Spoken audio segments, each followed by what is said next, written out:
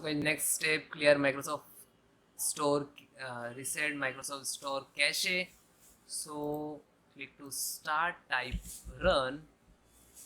You can see here, you just right click, or you just click to open it. Okay, you can see here this, then type wsreset.exe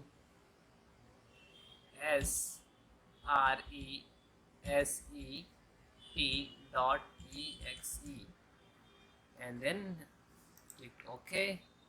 After few seconds it will open automatically. Now you can see here Microsoft Store totally open. Once it's got Microsoft to reset using this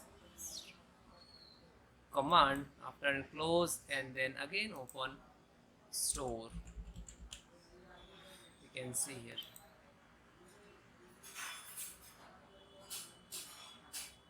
Okay,